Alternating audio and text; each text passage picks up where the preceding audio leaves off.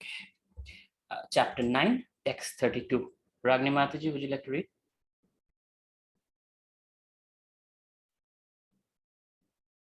Yes, Prabhuji. Hare Krishna. Hare Krishna. Mam hi pardha vyapasritya yepi syu papa yonayah striyo vaishyas tata shudras tepi yanti param gatim. O son of Partha, those who take shelter in me, though they be of lower birth, women, Vaishyas, and Shudras, can attain the supreme destination. Next one. Text 33. Kim punar brahmana punya bhakta rajasrayastata anityam asukham lokam imam prapya bhajasvamam. How much more this is so of the righteous brahmanas, the devotees and the saintly kings, therefore having come to this temporary, miserable world, engage in loving service unto me.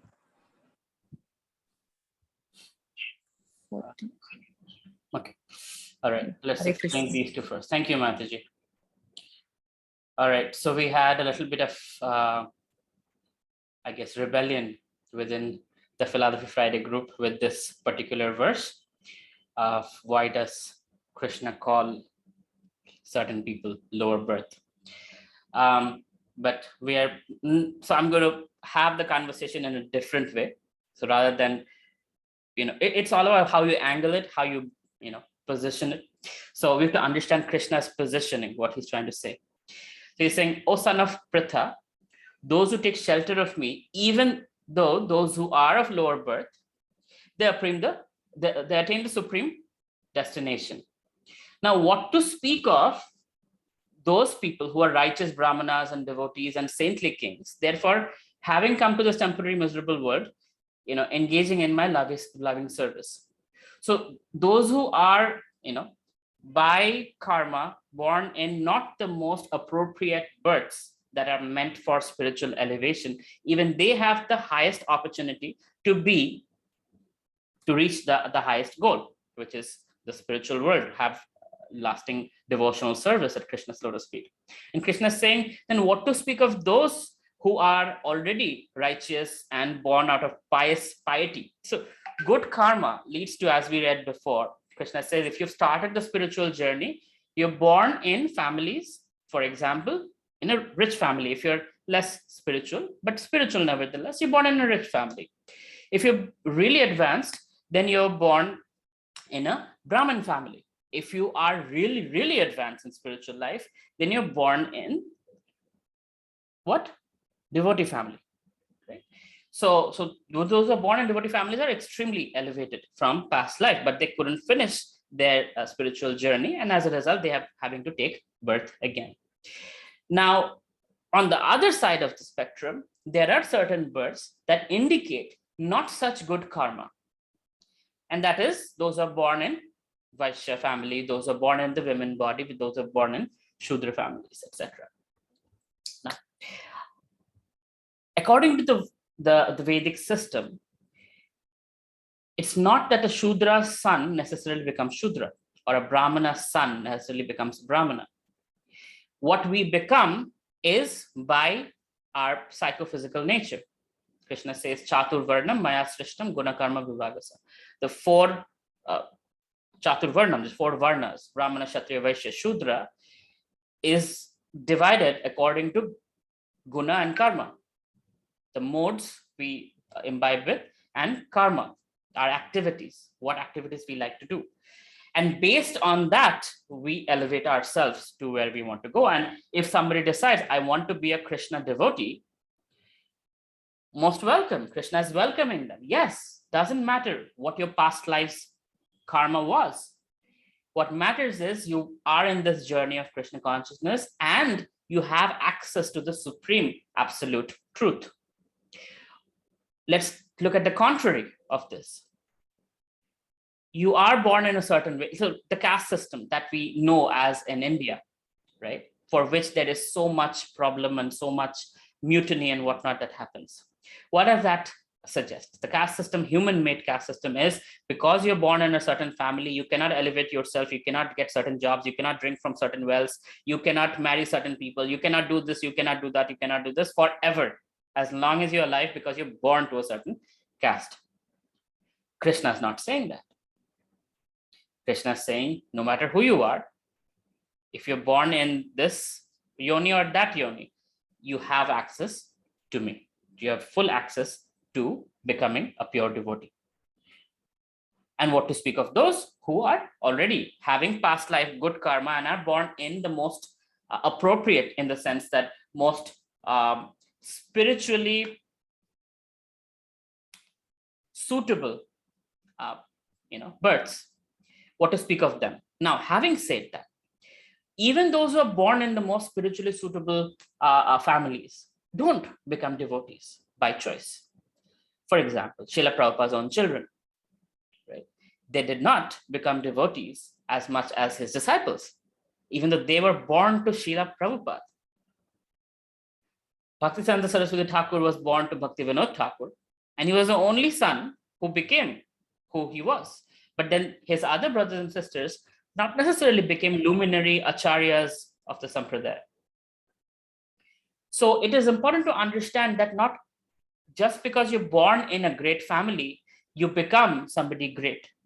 And it is also not true just because you're born in a negative family, you don't have access to becoming great. For example, Satyakama Jabala, the story I think most of you know, but I'll share it again.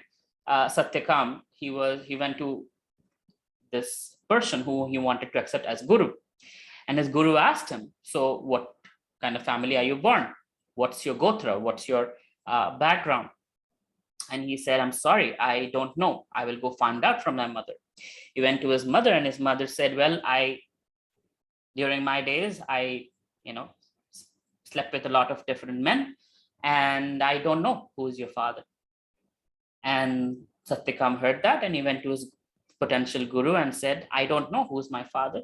My mother had different relationships, and I don't have a way to find out my gotra or my caste. And his guru said, well, you are a Brahmana, because in spite of this, you chose to speak the truth. And that's a sign that you are Brahmanical.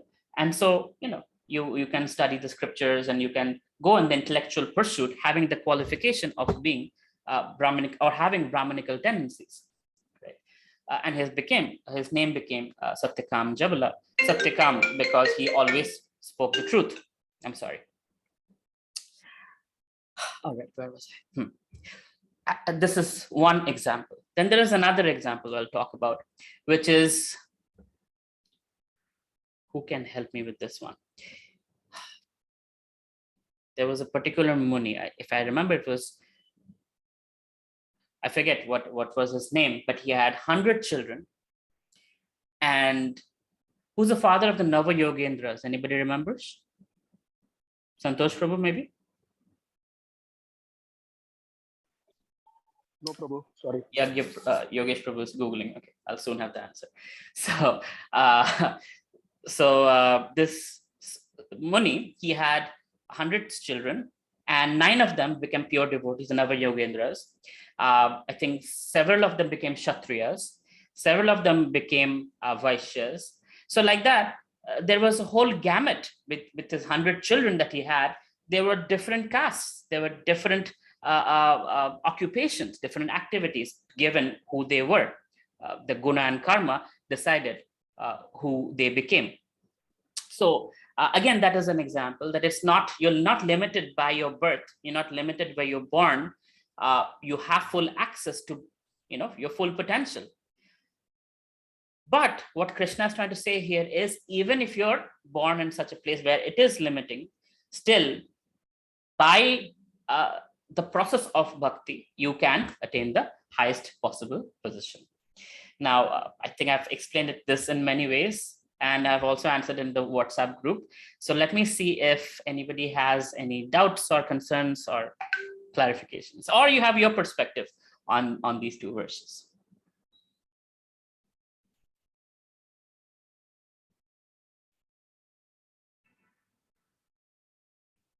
Wow, pin drop silence, really?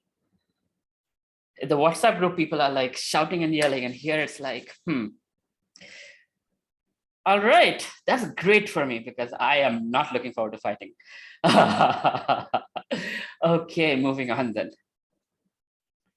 I'm guessing this is clear to all the persons who had issues with this particular verse.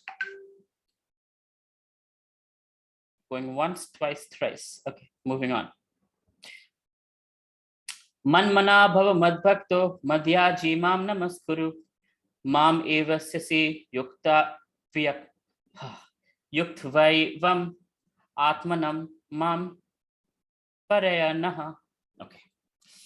Again, very, very nice verse. And the first two lines were quoted by Srila Prabhupada many times because Krishna is giving another secret in this confidential knowledge chapter. Krishna is giving another secret. He says, engage your mind always in thinking of me.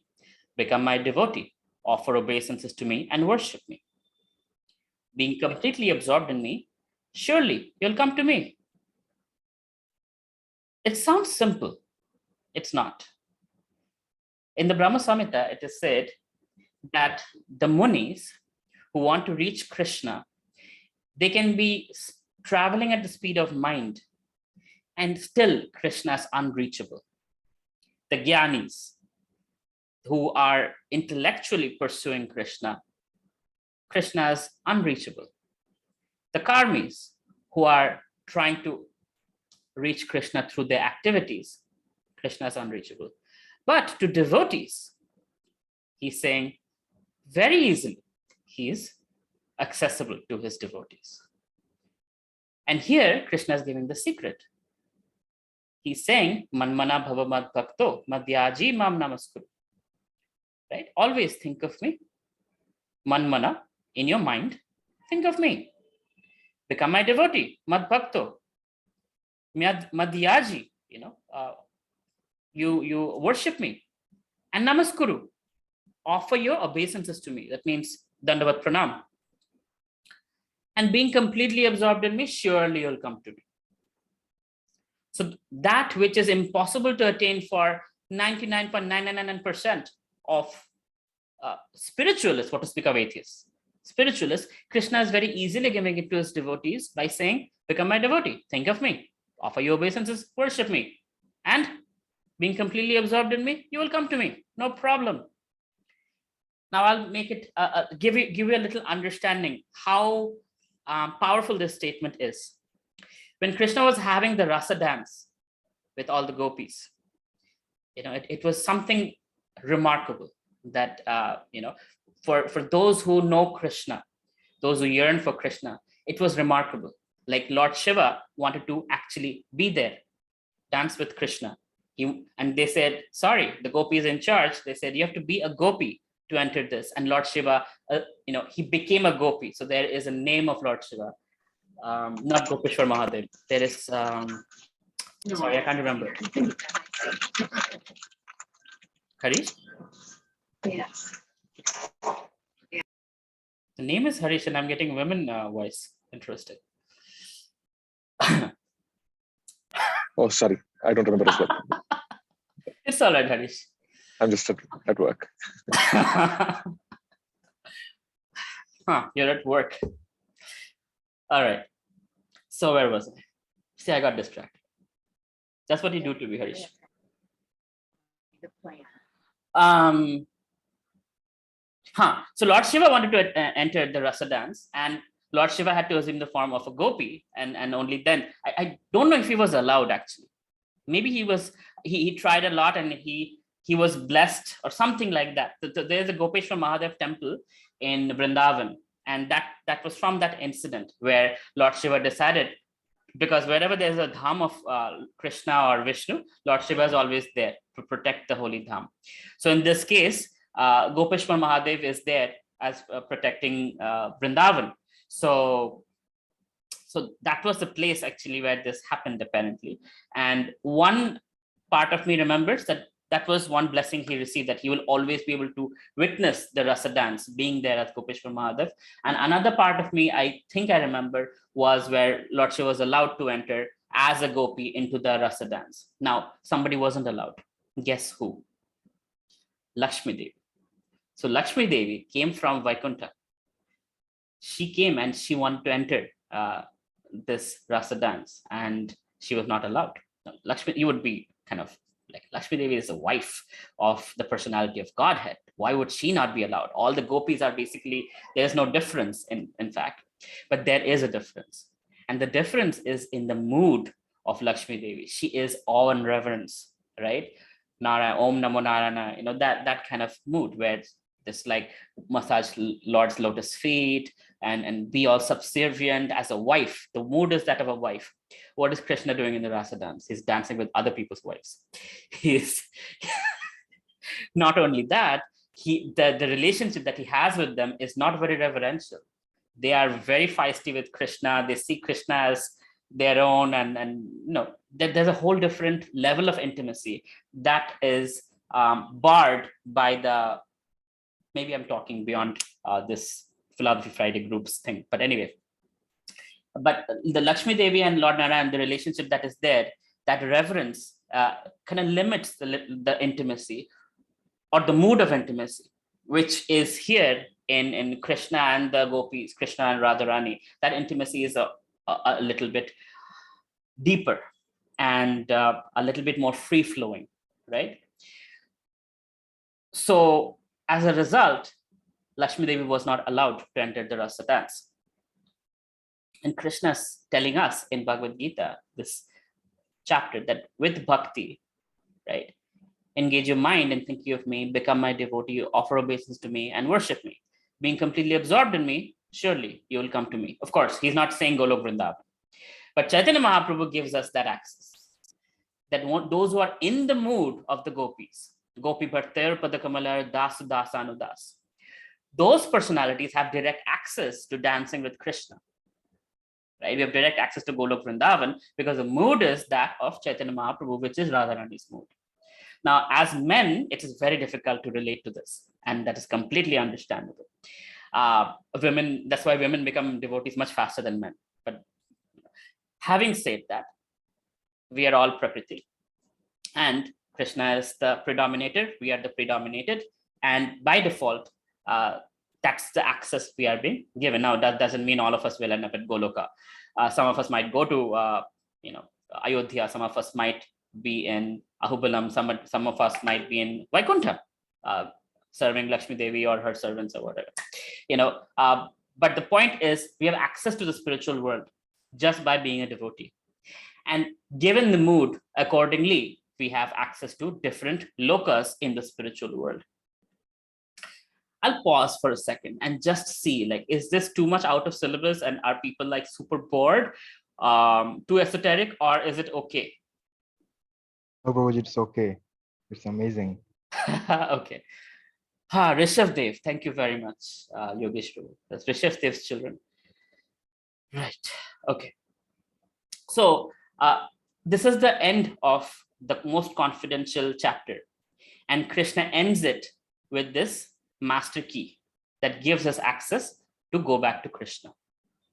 And it's us, our mood, that we whether go back to Krishna in reverential mode, we go back to Krishna in hugging Krishna mode, we go back to Krishna in Hanuman mode, So whatever the different mood we have, however we see Krishna, the unique relationship that we have, accordingly, we have a certain rasa or flavor of relationship with Krishna, and that's the kind of loka we have access to. But the point is, we all have access to the personality of Godhead just by doing manmana bhava mad bhakto madhyaji mam namaskuru, right? Just by worshiping, just by offering our obeisances, just by thinking of Krishna. So that's very, very important. So if we can make this a practice, and Krishna is always absorbed in me. So the point is not like every Sunday we do this, or Sandhya Vandanam, in the Sandhya in the evening, but as much as possible, making Krishna a part of our life. That is what Krishna consciousness means, is making Krishna a part of our life. So everything we do, whatever we see, whatever we yat karoshi yad asnasi, right? Krishna says before that. So whatever you do, whatever yad asnasi, whatever you eat, whatever you drink, whatever tapasya you do, offer it to me, right? And then comes Manmana Bhava Mad Bhakto, that always think of me in your mind, whatever activities you're doing, right? When we do it as a service to Krishna, somehow Krishna is in the mind. Prabhupada says something controversial. He says that even one is addicted to alcohol, let's say, and one is drinking alcohol, thinking, Rasoham apsakanteya, this is, Krishna is a taste of water that is within this liquid. Just by doing so, one will go above the modes of the addiction that one has, and one will have higher taste, things that taste better than alcohol. And it is true. I know I am a former meat eater, and Prabhuji, my mentor, he was very careful not to push me in that direction. And just by being in Krishna consciousness, just by eating prasadam, I remember my 4th year in college when there was practically every other day I was getting prasadam. It was love, right? So we used to have PhilosophyFriday in our college, which we call Krishna Talk, right? So Prabhuji would give me so much prasadam that would stay for a couple of days. Then there were some graduate students who were a little advanced devotees who would have the access to cooking. I couldn't cook in my dorms, but they could cook. They would bring me prasadam. Then there'll be home programs, and devotees would pack me prasadam. And then I would be, Ishodanandan, my best friend, and I would be traveling to the various business plan competitions. And Prabhuji's wife would be packing us prasadam to go eat on the flight.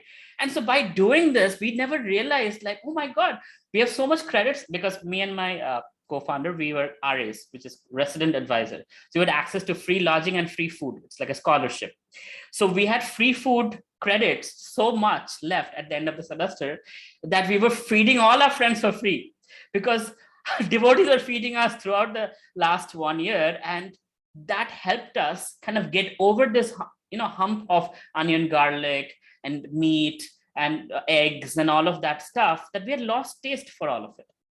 And even when we had so much credits that we could pretty much gorge up whatever we wanted to eat at our campus, we just gave it to our friends to party, and they could eat as much as they want. Still, we had a lot of credits left over. I remember I graduated with a lot of leftover credits, which were never used, because of the love of the devotees. And that's really what helped us get a higher taste. And after graduation, so my 16 rounds happened after graduation.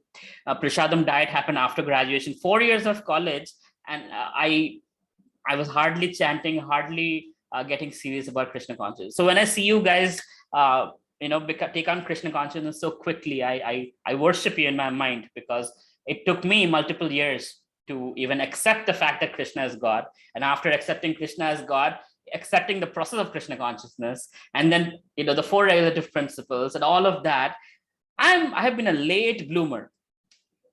So I in my mind, I worship you guys when I see you taking it so seriously, so quickly. Definitely it's your past life, you have been devotees, and that's why all of you are going so smoothly, so beautifully into Krishna consciousness. That doesn't mean you won't fail. That doesn't mean there won't be opportunities where you will face difficulties. That's going to happen, and it's expected, just like a startup. I'll guarantee you, if you start a startup, you will fail. That is going to be your first step, but you will fail less, succeed more as you go along. Same with Krishna consciousness, you will fail less, succeed more as you go along. You fail less, you succeed more. But initially you'll fail more, succeed less, right? And that's the process. As long as you don't give up, Krishna won't give up on you. When you give up on Krishna and say, I'm done with this, I don't want this, I'm going back to my previous kind of lifestyle, Krishna's like, okay, my hands are off. You enjoy, you do whatever, whenever you want to come back, doors are open. That's Krishna's character. He does not force anyone. He's very much into like, doors are open. This is my opinion. Arjun, want to take it? It's up to you. But my opinion, Bhakti Yoga is the best. Chapter 6, text 47. So Krishna talks like that. That's his nature. He gives us freedom. You want Krishna consciousness? I will beat you into sheet and make you a devotee. You don't want Krishna consciousness? I will leave you off to Maya. And you can feel like you're enjoying, but then eventually you'll realize what it's like. And in Hindi, there's a saying that says, Dhobi ka kutta, na ghar ka na ghat ka. Right? Which means, the washerman's dog is neither a domestic pet nor an outside pet. So you know how the material world is from Krishna consciousness, and you know how attractive Krishna consciousness is, and you have tasted both. You've been beaten into sheets by Maya, and you've seen Krishna's love and Krishna's correction.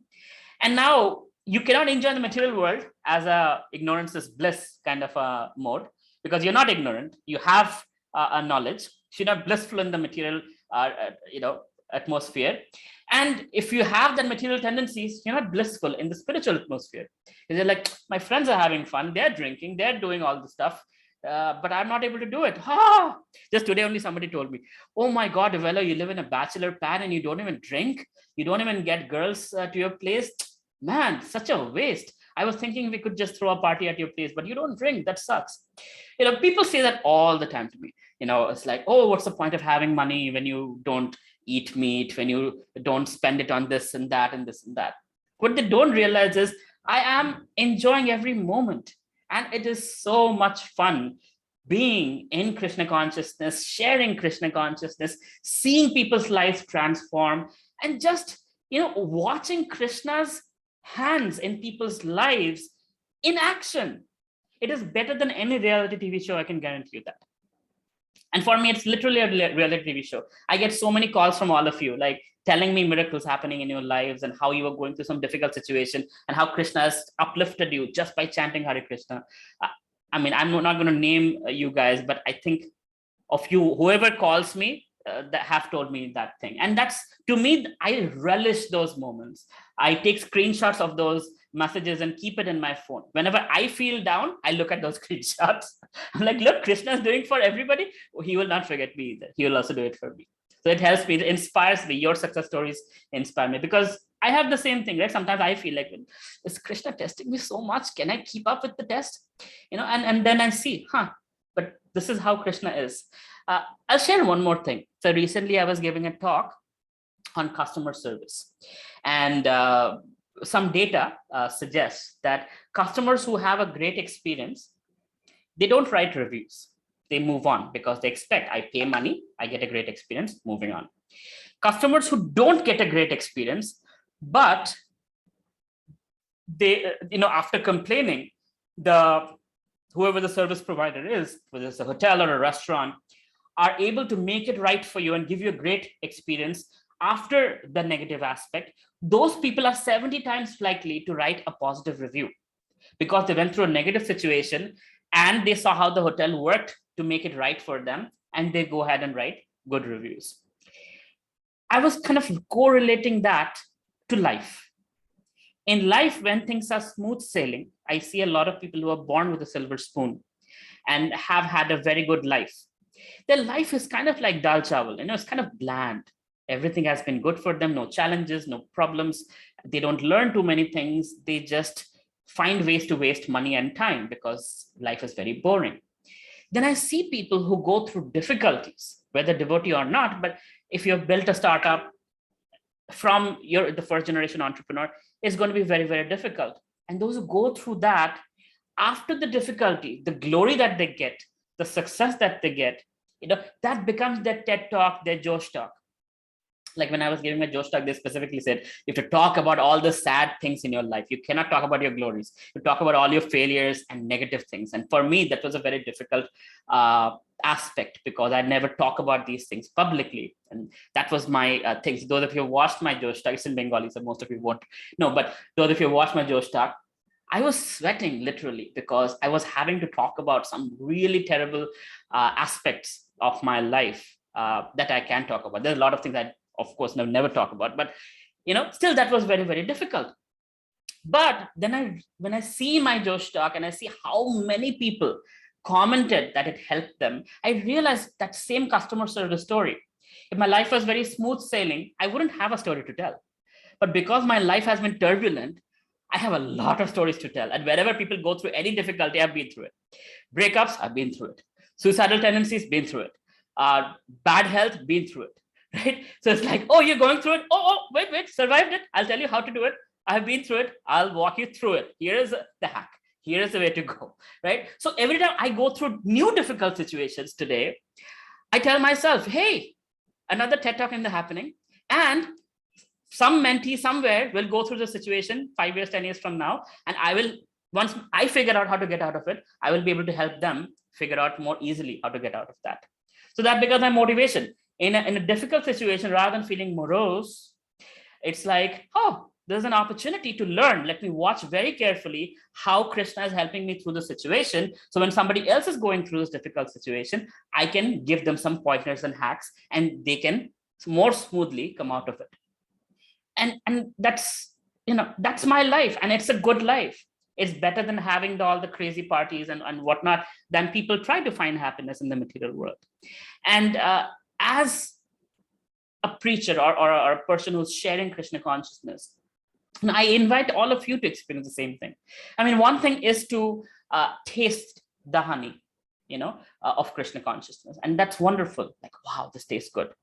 But the another thing is to have other people taste that honey, right? When you share with other people, that joy is indescribable. And Krishna says in 18th chapter that nobody's more dear to me than that person who does that. And so I would take this opportunity that how easy Krishna has made accessing him, right? Is accessing Krishna is far easier than accessing your local MP or MLA. Right? So, and this is the creator of this entire creation. So Krishna is making it very easy. Offer your obeisances, think of me, worship me, being absorbed in me, you'll come back to me. Right? And that, if we can share that knowledge with all these struggling souls of the material world, and when we see them get out of their struggles, right, get out of their tears, get out of their difficult situations, I tell you, it's an experience you want to have. This joy is indescribable. It's not just the joy of helping others, because that you can get from charity also, by feeding the poor and doing charity. But the joy when Krishna is actually pleased, and you feel that Krishna and Guru is pleased by your activities. Krishna's name is Govinda. Govinda means one who gives pleasure to the senses. And when Krishna, tries to give you that happiness and pleasure, it is something different. And you feel so connected with the Supreme Personality of Godhead. So when people say that's a stone statue, you feel like punching them in the face, because you know that's not a stone statue, because that statue reciprocates with you more than moving, human beings, right? So, and that can be experienced only when one is absorbed in Krishna consciousness. And the way to absorb in Krishna consciousness is to share this knowledge with others. Many of you are teachers here at TEDx Startups, I see, right? And in your cases also, this. When you take some knowledge and you hear about it, your retention is 10 to 20%, it is said. When you hear it and you share it with others, your retention is 40 to 50%, they say. When you teach it to others, that means you're not only sharing, but you're imbibing it, you're going through it, you're researching it, you're understanding it very carefully, then you're going to teach it to others, you retain 90 to 100% of it. That's the best way to learn. And that's how I started teaching Bhagavad Gita, because my mentor kept telling me, you have to read the Gita, you have to read the Gita. You're talking all these big things. You have to read the Gita end to end. And I was like, how do I hack my brain? Because I can't read things to save my life. And then that was my hack. It's like, let me start a Skype class. Before Zoom, there was Skype. And in Skype, I started teaching to all the alumni of my university who were initially serious, but after they went from my university, there was no association. So I was like, okay, let me retain these people through Skype. And wherever they were in the world, I was teaching. And before every Bhagavad Gita class, I would have to study the Gita, because there's a responsibility. I have to go deep into it, hear Prabhuji's lectures, understand it. I had so many questions. I would ask those questions to Prabhuji, my mentor, get those clarified. I would first have clarity. And then with that clarity, I would be able to speak. And then when I was questioned, so I could answer them. And by doing this, I think I've taught the Bhagavad Gita end to end, maybe 4 times. By doing this over and over and over and over again, it has forced me to go deep into Krishna consciousness, to understand it. And it is such a joy to be absorbed in Krishna consciousness. I'm not saying I'm absorbed or I'm a great devotee or anything, but it is almost a requirement. I'm going to be spending a few days in Karnataka, speaking on Krishna consciousness practically day and night. There's going to be like sessions, Bhagavatam class, then some corporate session, then college session, then talking to the youth groups, literally for like 4 days in a row. That's going to be my entire week next week. And it's so exciting. I'm praying to Krishna, I'm chanting, and I'm asking for your blessings also. But somehow or other, Krishna gives me some intelligence to glorify him. And the happiness that we are experiencing in Krishna consciousness, that can also be experienced by other people. And when you see that the other people experiencing happiness, your happiness just multiplies exponentially, right? That's how it grows. Anandam buddhi vardhanam, Krishna says, right? The anand, the ocean of happiness, ambudhi vardhanam, exponentially growing infinitely without any barriers. There is no end to the limit of happiness that you can experience. So I'll end chapter 9 with that positive thought. Now I'll see if you guys want to share some thoughts, share your hearts, ask any questions, feel free. Anything from chapter 9, if you want to ask. Being in Krishna consciousness is true happiness. Yes. Ragni Mataji, tell us, what is true happiness? Describe that for us. How is it different from material happiness? Hare Krishna, Prabhuji. Hare Krishna. Yeah, of course, being in Krishna consciousness itself is a true happiness, what I feel, Prabhuji. Like, as you told before, materialistic things doesn't give us, money, car, building, this kind of sort. I think these all we need, but it's a temporary. I feel like Krishna consciousness is pure and true happiness to me, Prabhuji. I want you to go deeper, Mataji. I want you to tell me the difference in flavor, in experience of that happiness. How is it different from material? Because I'm sure you have had material happiness also, right? Yes. And then comparing that to Krishna consciousness. Help me understand, like for all of us, what's the flavor? What's the difference? What's the experience? Like if I go somewhere else, Prabhuji, like materialistic, if I go somewhere, if before I'm into Krishna consciousness, for me it's like happiness is like traveling and visiting different places, going to parties mean family functions and all. I thought this is a true happiness, but after coming into it, touches only our body, not our soul. But when you come to this Krishna consciousness, when we go to temple and chanting Hare Krishna Mahamantra and participating in voluntary services like distributing books and listening to bhajans and all, it directly touches your soul. It means it's awakening it touches and kind of till that time our soul is sleeping, Prabhuji. I feel like that. So all of a sudden, no, you don't sleep. Come on, wake up. This is true happiness. You can feel it. When I'm chanting initially the Hare Krishna Mahamantra, it was so happy. I don't know why I'm crying. It's not crying, Prabhuji, but it's a kind of my heart. It's a kind of melting, and automatically without knowing me, it's a kind of small what tears used to come from my eyes, Prabhuji. I don't know what it is, but after some time I asked one of my Prabhuji. He told me like it's a true happiness, Mataji. He told me. After that, I felt, yeah, this is true happiness. Being in Krishna consciousness, attending temple, eating prasadam. It's directly touches our soul, Prabhuji. I felt like that. You're a very advanced soul, Mataji, that you have taste for it. So people who are fallen like myself somehow are trying to get to that point where we can have some taste, because we are so used to materialistic things that sometimes that feels more tasty than Krishna consciousness feels boring sometimes, right? But yeah, we are all aspiring that someday we can have consistently that taste. Give me 1 second, somebody at the door. Just give me 1 second. Yes, Prabhuji. Anybody else wants to share something or ask any questions?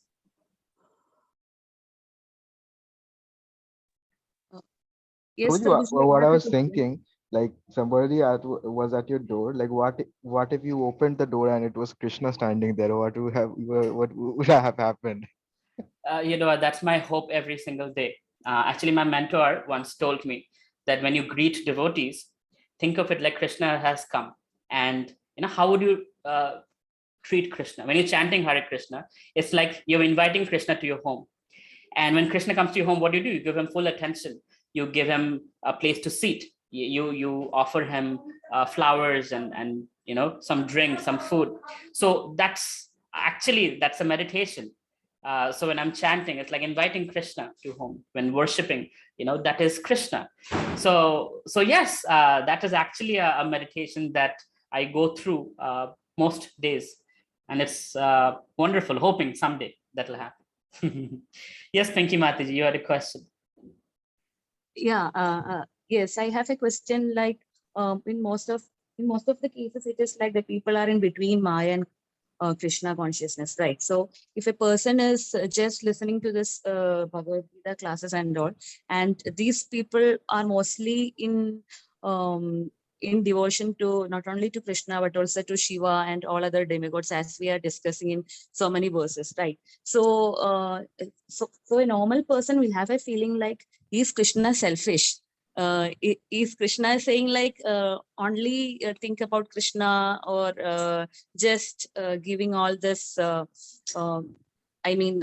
prayers to Krishna and all? So how we can, how we can justify the statement like, it's like a kid will have love and passion to the father and mother, right? So here it's like everything Krishna. Even in from my heart, I know for all the difficulties, we will finally call Krishna, or please help me, Krishna, and he will definitely give a solution.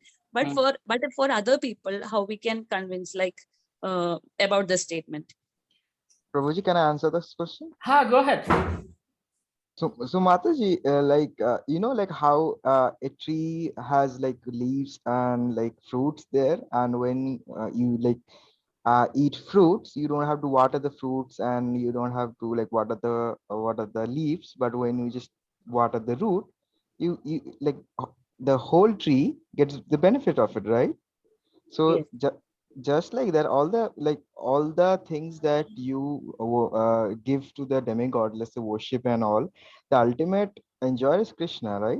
So when you are just giving your sacrifices and all the things to Krishna, it takes care of everything.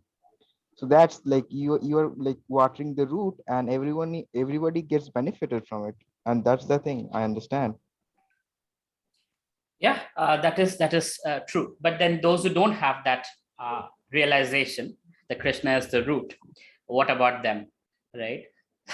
So convincing, first of all, is not the best idea to those who are in a challenging mood, because that just leads to more family troubles. Anyway, why should we fight with the family members? Like, you want to worship Shiva, go worship Shiva. I worship Krishna, and let me do my part. That's generally the peaceful approach. Now, of course, if somebody is trying to challenge you, then there is scriptures, to prove who is Krishna. It's like going to a place. If I go to a certain temple and I don't know what is this temple special for, it means nothing. It's like it's just another temple. But somebody tells me a story. Oh, this is the place where Ram met Bharat, and this is the place where Hanuman jumped into the ocean. This is the place where Krishna used to play the flute and invite all the cows. Suddenly, this place becomes significant, and it has more value. So similarly, if those who don't know Krishna, for them there is no value. It's like Krishna, Shiva, Kali, Durga, Sai Baba, all in the same category, because to them it's like whoever solves my problem. Sukha Sampati Gharave Krishna Mite Tanka, that kind of Om Jai Jagadisha Hare. That's the category. That I just want somebody to give me money, somebody to just take care of my health, my kids should be happy. That's all. Whoever does it, it's a stick, I'll worship a stick. If it's a stone, I'll worship a stone. If it's somebody named God, I'll worship that somebody named God. So for them, it doesn't really matter. But those who are sincere seekers, they want to know. And for them, the answer is, it's Krishna's choice. Yes, he's an exclusive person. It's not selfish. He's an exclusive person, and that's his personality. What do you want to do about it? You can't change Krishna. That's who he is. He likes exclusivity. He doesn't like people to worship Indra. He lifted the whole Govardhan hill, took up that whole pastime. Krishna prefers to be exclusively worshipped. He wants his lovers to exclusively be devoted to him. Don't we? Don't we want exclusive relationships? We are all Krishnas. We are all Krishna's energy. So because he loves us, he doesn't want us to look here and there. He wants us to connect with him only. But that's a very elevated sentiment. And common people who are materially diseased might not be able to appreciate that sentiment. So for them, hey, you worship whoever you want to worship. I worship whoever I want to worship. If that inspires you, you can ask me questions and I'll answer them for you. But I'm not going to stop you. You don't stop me. That's the best way to avoid fights and arguments. Does it make sense, Mother? Pinky? Yes. It is really convincing. Yeah. Thank you. Sure. Yes. Okay. Anybody else has questions?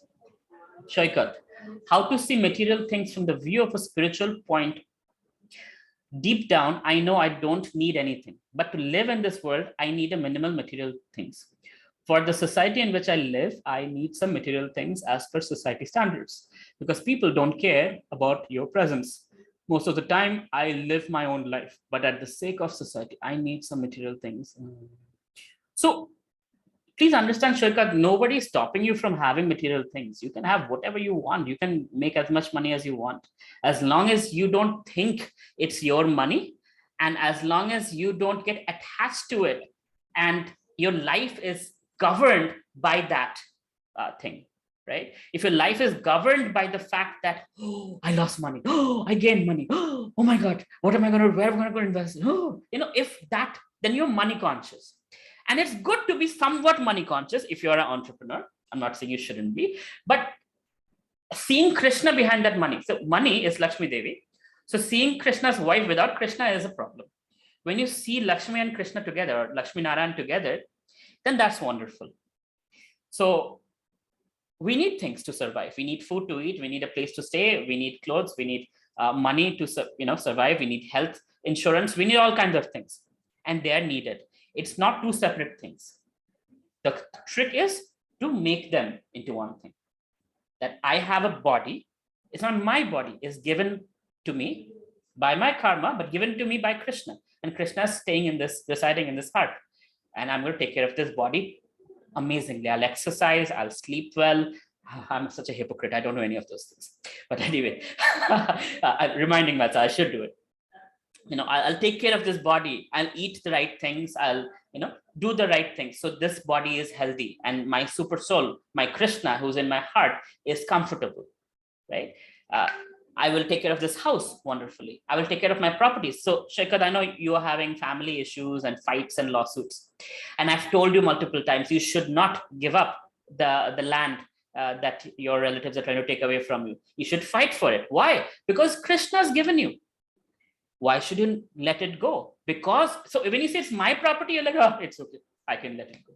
But when he says Krishna's property, then you're like, you're going to fight for it, right? That's why Krishna tells Arjuna, fight for me, O Arjuna. He doesn't say, Arjuna's like, for me, I don't care. Just like you're saying, Arjuna's like, it's okay. I can be a mendicant in the Himalayas, I'll beg and eat, no problem. Krishna's like, but fight for me, to make the wrongs right, to be on the side of dharma. That's my job. Dharma samstharpanarthaya, right? I'm here to establish dharma. You do that and you take the credit. Or else I'll find somebody else to do it also. Somebody will take the credit. Why not you, right? So same thing goes to you. I hope that helps answer your question, Shekhar. Akshat is asking, question is, if I shift to another place, then how to practice chanting, worshipping? Chanting, you need beat, bag, and beat. And to worship, you need a picture of Krishna. You're going to eat every day. You can just offer the food to Krishna. That's it. What's the problem? If you shift from point A to point B, how does that change? Right? Of course, if you're shifting to some place where you have roommates and they're atheistic, and that's difficult. So if it is within your power, then be in an environment that allows you the freedom to practice your bhakti. I don't know your situation, Akshat, but I'm just speaking from my guess of what you might be asking. Santosh Prabhu is asking, Hare Krishna. Oh, Hare Krishna Mataji. Nice question. It is on. Okay, you're answering somebody else. Pinky Maji, true happiness. Okay, Akshat, yes. All right. Anything else? Any other questions? Hare Krishna Prabhu. Hare Krishna Kaushal Prabhu. I wanted to ask, what does establishing dharma means today in Kali Yuga? As you told now. Certainly. So that comes to the definition. What is dharma? The intrinsic nature of the soul. What is the intrinsic nature of the soul? To love God. To establish dharma means to allow for the setting where we can practice loving devotional service. What kind of a setting allows us to practice loving devotional service? A house where we have an altar, a temple where there are deities, cows being there, so there's ghee and milk and yogurt that can be offered to Krishna, trees and forests so that we can offer fruits and flowers to Krishna, right? So that's the setting.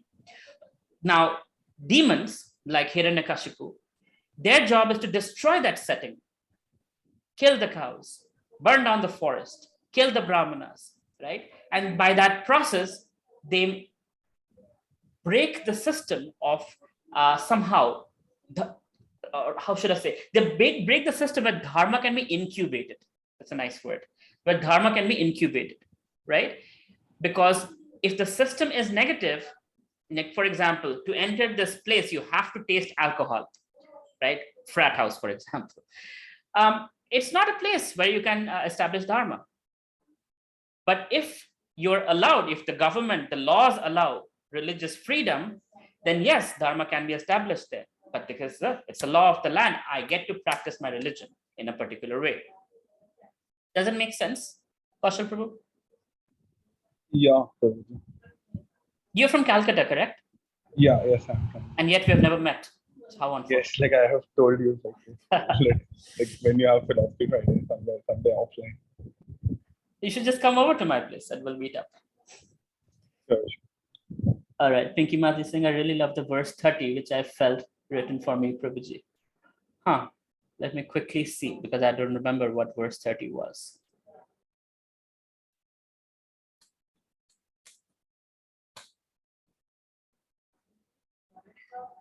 Apichitsu Duracharu. Yes, with you, Mataji, I also felt very, very inspired by this verse. Even if one commits the most abominable activity, if he is engaged in devotional service, he is to be considered saintly because he is properly situated in his determination. Yes. It's a very, Krishna is very loving. He keeps giving us chances. It's not like, you're going to hell forever eternally. He's constantly, telling us, it's okay, it's okay. Keep trying, like a loving father. Okay, Sarkat is asking, I feel good when I think that I am part of Krishna Leela. All success, failure, peace and war, part of Krishna Leela. On behalf of Krishna, I'm taking care of all things. Yes, that's the spirit. On behalf of Krishna, you should take care of your house, car, parents, spouses, kids, whatever else. So give me a second.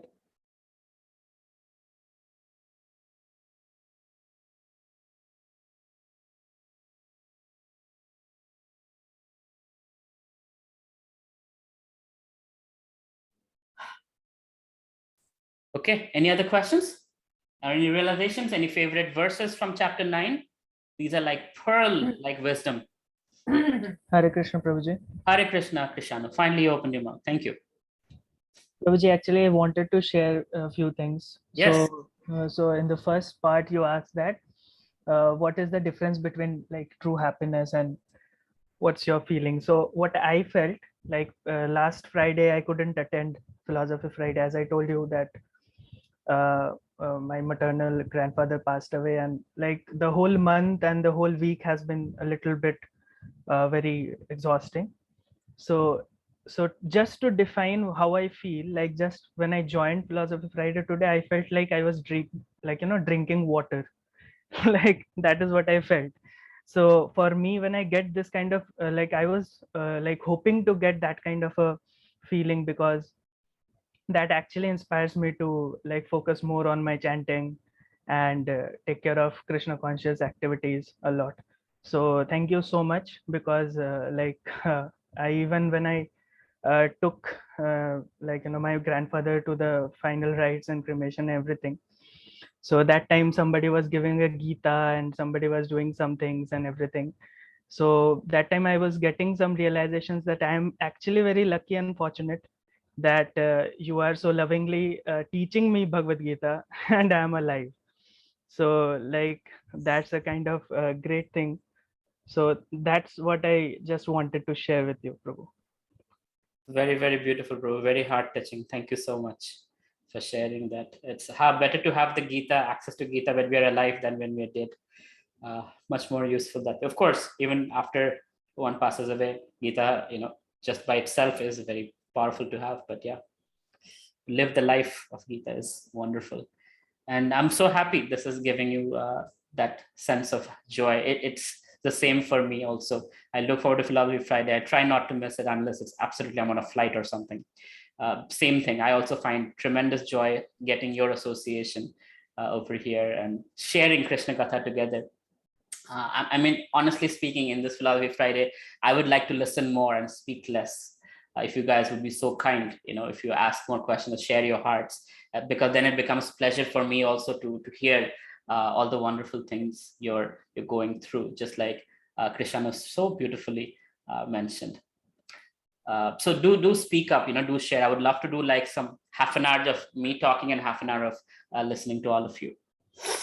Hare Krishna Prabhuji, here I want to add one point. Yes.